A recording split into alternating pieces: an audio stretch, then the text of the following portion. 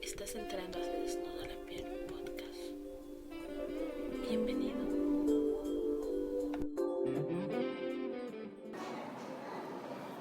Hola queridos amigos, bienvenidos a este martes de literatura que parece que no llegaría, pero sí está llegando. Productor, bienvenido, ¿cómo está usted?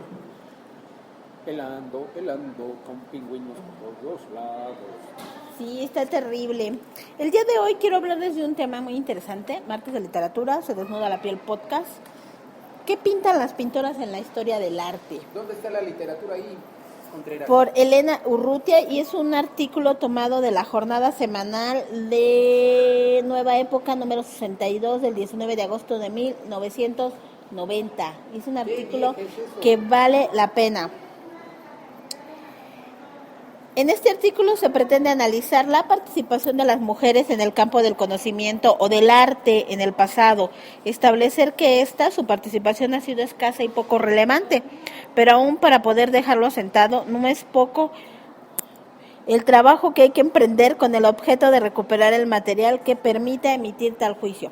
Entre las pintoras que se presentan en este artículo está Frida Kahlo, Cordelia Urrueta, María Izquierdo, Leonora Carrington y Remedios Varo.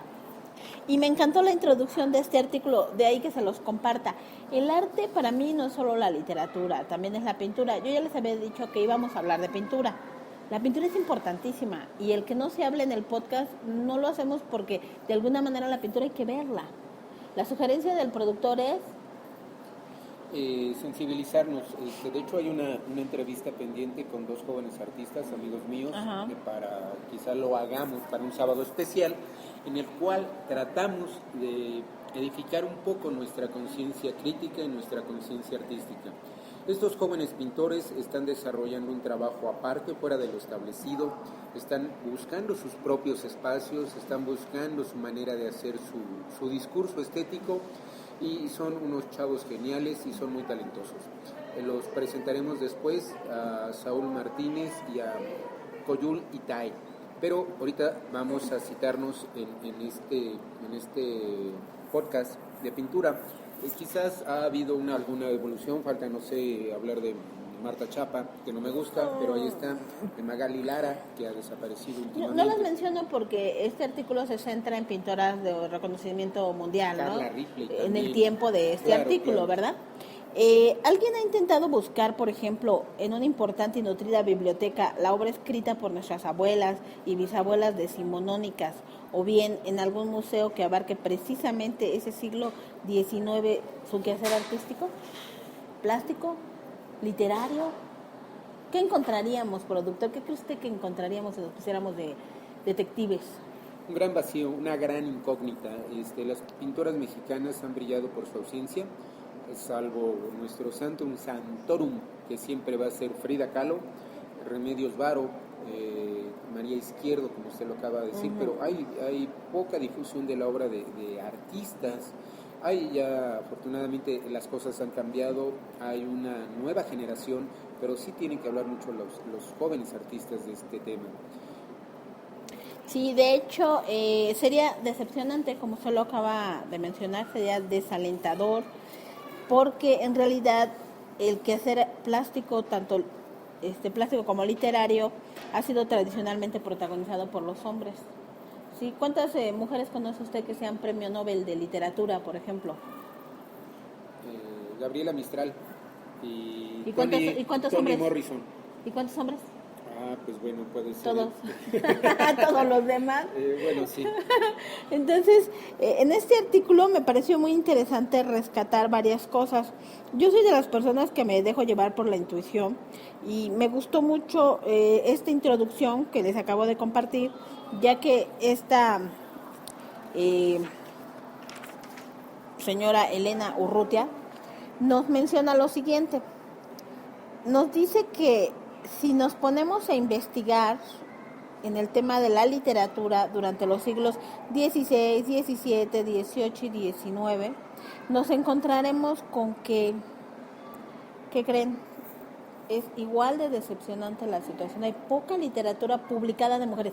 No que se haya hecho poca literatura por mujeres, son dos cosas distintas.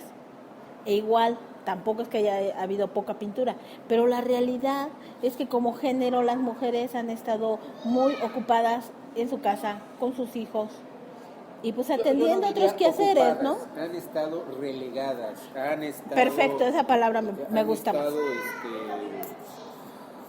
Ya hablarán los artistas acerca de, sobre todo la pintura de lo que vamos a hablar, a entrevistarla, lo difícil que es para ella, a pesar de su juventud, salir adelante como mujer y salir adelante como pintora, salir adelante como artista, y eso que estamos en el siglo XXI. Es una carrera contra la igualdad, lo que esas mujeres han venido arrastrando. Sí, es interesante notar que sí ha habido exposiciones en las que han participado mujeres. Se mencionan algunas de ellas, por ejemplo, una en 1848, cuando se inauguró la primera gran exposición de la Academia que se celebraba en México, promovida por Clave, la primera que se celebró en el Nuevo Mundo.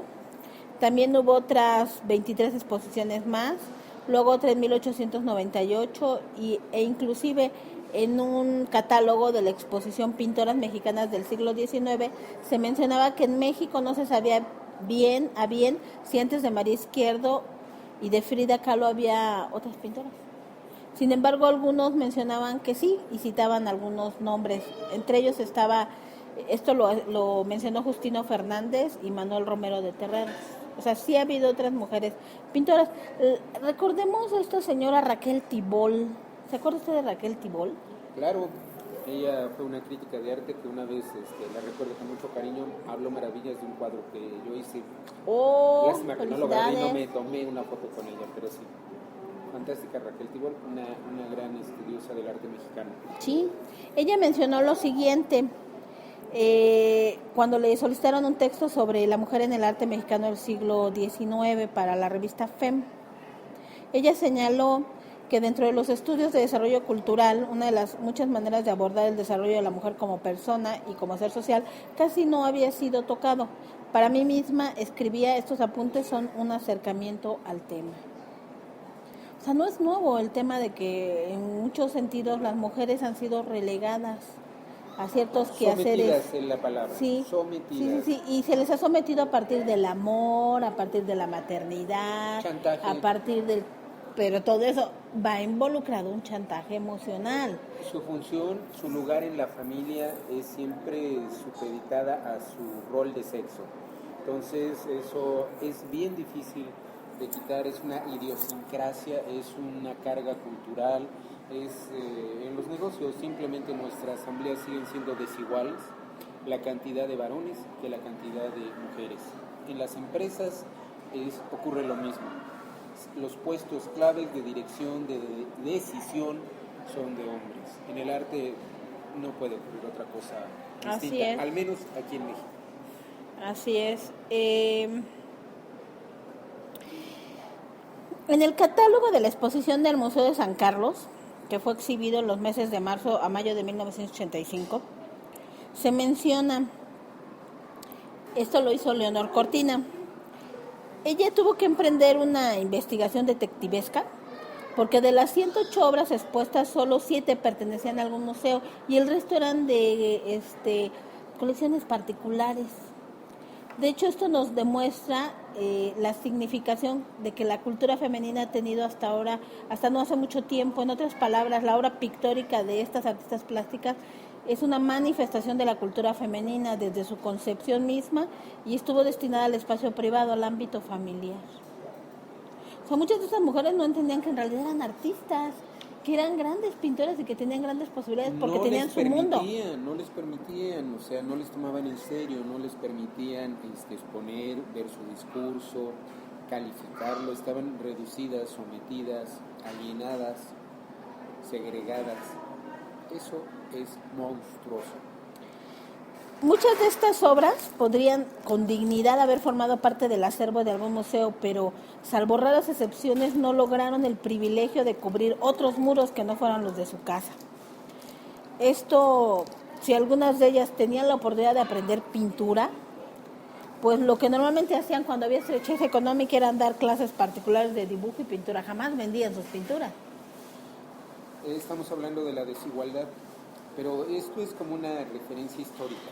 Hay muchas cosas que hacer, hay muchas cosas que vamos a tratar de difundir en esta nueva temporada del podcast, y entre esto es, no es el apoyo, pero sí la difusión de artistas, que hay mucha gente talentosa haciendo un trabajo independiente, fuera de los círculos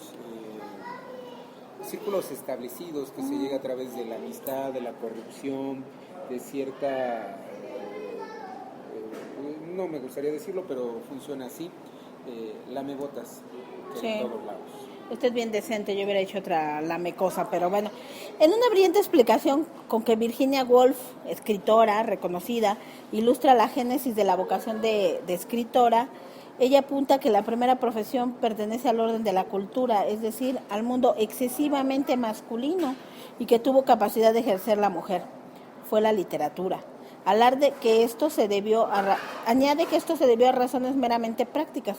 Por un lado, el dominio del lenguaje, instrumento de expresión de los géneros literarios, que como cualquier ser humano llegaba a la mujer a dominarlo. La distancia fundamental del lenguaje oral al dominio del escrito la explica señalando que al dejar de ser la alfabetización un privilegio de ciertas clases y comenzar a extenderse entre las clases populares, las mujeres aprovecharon esta ventaja. Y además, en algunos países de religión protestante, la frecuente lectura de la Biblia les dio una enorme riqueza de vocabulario y de imágenes, una colección de historias y de anécdotas heroicas, tiernas, atrevidas, llenas de vicisitudes y coronadas siempre por el triunfo de la justicia. Y además teniendo como modelo, por otro lado, el deseo incontenible de imitar, de reproducir ese instinto femenino, hizo que muchas de las mujeres pues escribieran y que haya más escritoras que pintoras. Es interesante aquí, este punto me parece muy relevante. Obviamente, ¿cómo van a escribir nuestras mujeres? Pues si ni siquiera saben leer ni escribir. Si hay comunidades donde leer y escribir sigue siendo un privilegio de unos pocos. Y a las mujeres se les sigue relegando a la cocina. Segregando. Oiga, usted cada rato me saca una palabra nueva. Diga más, por favor. No, las mujeres siguen siendo, gracias a la tolerancia de nuestro gobierno y usos y costumbres de pueblo, una especie de moneda de cambio. Tantas cervezas, una mujer y una vaca, para poderla comprar y tenerla ya como aparato reproductor de la especie, como objeto sexual y como ama de llaves, no que ama de llaves, como esclava. Y sigue ocurriendo aquí porque son usos y costumbres. Virginia Woolf continúa diciendo que al menos en Europa, en Estados Unidos, hubo más escritoras que pintoras. ¿Por qué? Porque para hacerse pintora habría que preguntarse, ¿cómo inscribirse a una academia de arte? ¿Cómo contratar a una modelo para el desnudo sin causar escándalo? ¿Cómo comprar un material caro, como son los óleos, e importante como las telas, por el espacio que ocupan? ¿Cómo procurarse un estudio cuando no se disponía de ningún sitio privado en la casa en la que no se reconocía a sus amas el derecho de la intimidad? Por otra parte, curiosamente, en México, en el siglo XIX, y a diferencia del medio británico que describe Virginia Woolf, hubo más pintoras que escritoras.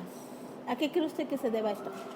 A la cultura, simplemente a la cultura. Son otros parámetros, tienen otra religión, son protestantes, tienen otra manera de ver el mundo y son muy distintos, muy distintos. Sí, es importante notar que, aunque obviamente las mujeres no iban al museo, no iban a la Academia de San Carlos, pero sí al menos podían acceder a maestros particulares en algunos casos, sí, y por lo tanto, pues no trataban de hacer desnudos, porque aparte no se los dejaban. Entonces, digamos que nos adaptamos y adaptamos nuestras necesidades a todo esto. Amigos, esta es una introducción a invitarlos a asistir a los museos. Si tienen la oportunidad de ir a un museo donde se exhiban obras, por ejemplo, yo tuve la oportunidad, y hasta ahora lo estaba recordando, precisamente cuando estoy viendo obra de Remedios Varo, de Leonora Carrington, yo tuve la oportunidad de ir a exposiciones de sus obras de ella. Y es fantástico. es la magia. No tiene nada que ver con ver una fotografía de una obra pictórica a poderla ver en vivo. Ahora sí que de persona a persona, aunque yo sé que el cuadro no es una persona, pero la persona que estaba creándolo está ahí en esencia. Un cuadro irradia poder, seducción, color. Una, es una parte increíble un cuadro. Mirar un cuadro es trascender. Jamás una litografía, jamás una reproducción, por muy eficaz que sea, va a contener la magia de ver un cuadro. Es el momento íntimo del artista en el cual plasma un discurso, plasma su desesperación, su arte, y nos deja conmovidos por la pureza que se destila en la imagen. Así es. Otras de las pintoras que podemos conocer, aparte de Frida Kahlo y de María Izquierdo, podrían ser Olga Costa, Leonora Carrington, Remedios Varo, Lola Álvarez Bravo, Alice Rajón, Cardelia Urueta o Lilia Carrillo, por no enumerar pues a unas cuantas más. Se mencionan los nombres de, digamos que de las más relevantes pintoras. Amigos, en este martes de literatura quisimos hablar con ustedes de un tema que consideramos que es importante, y es la pintura, las artes y la literatura misma de las mujeres. ¿Por qué las mujeres escriben tan poco? ¿Por qué a veces se cree que las mujeres solo escriben a partir del deseo carnal, a partir de la familia, incluso se habla de una literatura femenina? Yo no creo que exista, personalmente. Para mí la literatura no tiene sexo. Para mí la literatura es ese ser humano que se está reflejando, que se ve influenciado por lo que la persona vive, por supuesto, porque finalmente es su expresión, pero considero que no hay literatura femenina ni masculina. ¿Usted qué piensa, productor? Solo hay literatura buena o mala. Definitivamente. @piladentro, @oscox, se desnuda la piel podcast, piladentro, @gmail, oscox, @gmail. Amigos, se acerca diciembre, ya lo tenemos encima, ya sentimos su gélida presencia sobre nosotros. Mucho ánimo, échenle muchas ganas. Pretendemos usar los siguientes sábados para publicar las famosas entrevistas que les hemos platicado y regodeado y dicho y todo. Ténganos paciencia, lo vamos a hacer. Despídase, productor. Fue un placer estar con usted. Muchas gracias. Claro que sí, esta es una introducción. Queremos hablar de pintura. Vamos a buscar a los artistas que pintan, a artistas independientes. Quien quiera que platiquemos con él, claro, pues que nos mande su página web, que nos diga sí, qué onda, ¿no? todo el circo, maroma y teatro que tienen que hacer para ser mexicanos, para ser productivos, para vivir su propia vida y buscar espacios donde exponer su trabajo.